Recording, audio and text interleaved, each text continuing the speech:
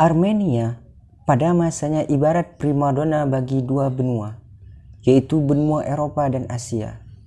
Letaknya yang sangat strategis membuat negara mungil ini harus merelakan diri dinikmati oleh bangsa-bangsa lain. Setelah berabad-abad menjalani peran sebagai negara koloni, Armenia akhirnya menjadi negara merdeka pada 23 Agustus 1990 setelah lepas dari Uni Soviet. Secara bergantian, wilayah Armenia diduduki berbagai penguasa besar dari dua benua itu. Lokasi negeri ini terhimpit negara-negara lain. Letak Armenia menyempil, dikelilingi oleh Turki, Georgia, dan Azerbaijan dari Eropa, serta Iran dari Asia. Luasnya pun tak seberapa besar, masih kalah besar dari wilayah Provinsi Jawa Tengah. Namun, posisi inilah yang membuat Armenia menjadi area yang sangat menguntungkan sehingga menjadi rebutan bangsa-bangsa lain. Orang-orang Armenia percaya bahwa leluhur mereka adalah Nabi Nuh alaihissalam.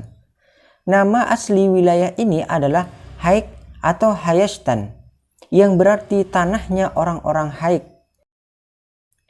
Konon, bangsa Haik inilah yang merupakan orang-orang keturunan dari Nabi Nuh alaihissalam. Wilayah Armenia sendiri sudah dihuni manusia sejak zaman prasejarah. Mulanya, negeri ini adalah tanah merdeka dengan pemerintahan kekaisaran yang wilayah kekuasaannya membentang dari Laut Hitam sampai Laut Kaspia, bahkan hingga Laut Mediterania. Armenia pernah mengalami masa paling kelam yang disebut sebagai Armenia Holocaust dan merupakan genosida pertama pada abad ke-20.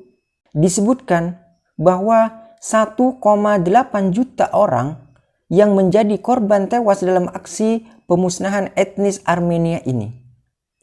Aksi pembantaian ini bukan terjadi di Armenia, melainkan di wilayah Turki yang berbatasan langsung dengan negara itu. Meskipun masih menjadi perdebatan, genosida etnis Armenia ini disebut-sebut menjadi inspirasi Hitler untuk melakukan tindakan serupa terhadap kaum Yahudi di Jerman selama memimpin Nazi. Armenia Holocaust berlangsung selama Perang Dunia I oleh pemerintahan Turki Utsmani dan dilakukan dalam 2 tahap. Pertama, pembunuhan massal terhadap pria dewasa yang dipekerjakan paksa. Banyak pula yang dibantai langsung. Kedua, adalah dengan cara mengirim perempuan, anak-anak, orang tua, dan orang-orang sakit dalam perjalanan maut ke gurun Suriah. Otoritas Republik Turki sebagai penerus Turki Utsmani yang dideklarasikan sejak 29 Oktober 1923 telah berulang kali menampik terjadinya aksi genosida tersebut. Walaupun begitu, ternyata cukup banyak pakar dan sejarawan Turki yang menyangkalnya. Terkait jumlah korban tewas yang mencapai ratusan ribu bahkan jutaan jiwa, penjelasan Turki menerangkan angka kematian terjadi karena perang sipil, wabah penyakit, dan kelaparan. Kondisi-kondisi macam itu bagi Turki adalah penyebab kematian yang berlimpah, termasuk yang dialami orang Armenia dan bukan genosa.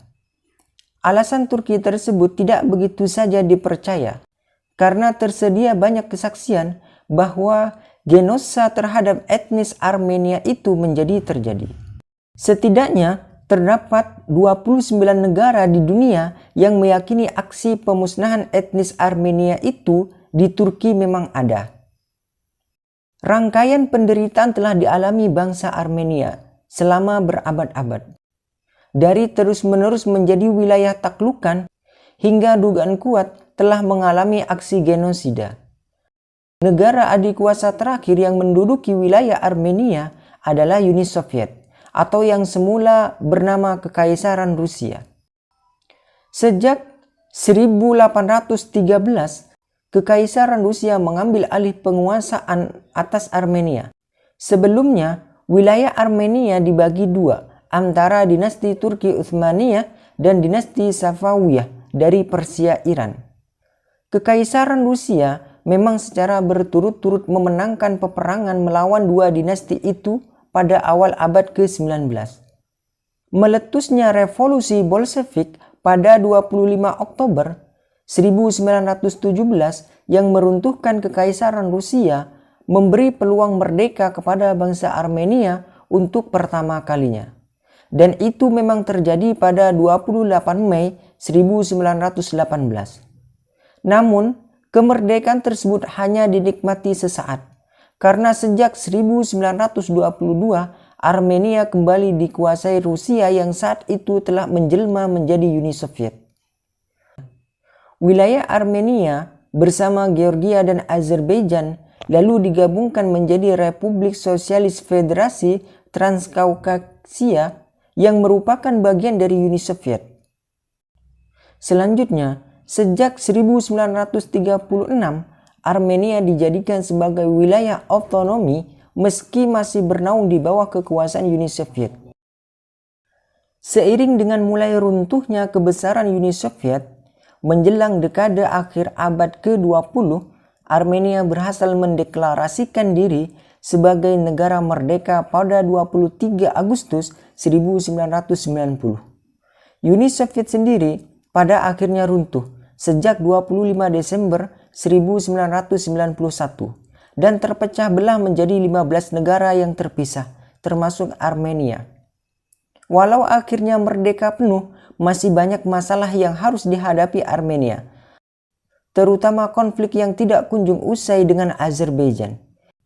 Polemik berkepanjangan ini sangat menguras energi Armenia, juga Azerbaijan, yang membuat perekonomian kedua negara ini semakin memburuk.